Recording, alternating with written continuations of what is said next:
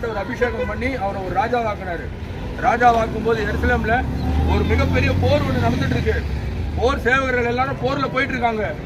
இவரு மேல மேல அந்த அந்த அந்த எப்படின்னா மேல உலாவி கொண்டிருக்கிறார். யோசனை பண்ணிட்டு உலாவி கொண்டிருக்கிறார். அந்த நேரத்துல பாருங்க, பிசாசானவன் அவரை தூண்டி விட்டு என்னென்ன நடக்குது பாருங்க.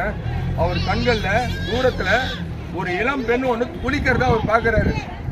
அப்ப குளிக்கிறத பார்க்கும்போது அவர் என்னன்னா அந்த மகள் இன்னொருத்தருடைய மனைவி. அவர் இதை பார்க்கிறாரு. பார்த்த உடனே அவர் அறியாம அவர் ஒரு இச்சையினால அந்த மகளை வர வைத்து அவர் கூட தவறு செஞ்சிடறாரு. ஒரு நிமிஷத்துல தவறு செஞ்ச அந்த நிமிஷமே அவர் பாவத்தில் விழுந்துடுறாரு. பாத்தீங்கன்னா ஆண்டவருக்கு விரோதமான எந்த காரியம் பண்ணாலுங்க பாவம் தான். பாவத்தின் சம்பளம் மரணம். அப்ப பாவம் செய்யாது இருக்கணும். ஆண்டவருடைய வார்த்தையின்படி நம்ம கேட்டு நடக்கணும்.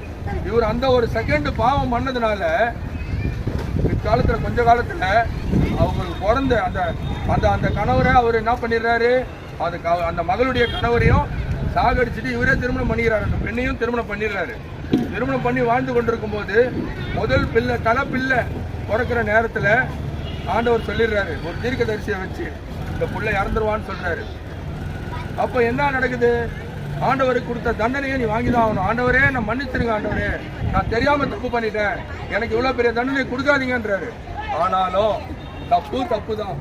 அவன் செஞ்ச அந்த தவறுனால அதுக்கு உண்டான தண்டனை அந்த பிள்ளை இறந்து போயிடுச்சு. அப்போ அவன் வேதனைப்படுறான், துக்கப்படுறான், ஐயோ நான் தப்பு பண்ணிட்டேனே, என் பிள்ளை செத்துட்டானேன்னுட்டு. அப்போ யாராக இருந்தாலும் ஆண்டவருடைய பார்வையில தப்பு பண்ணவங்க தப்பு பண்ணதான்.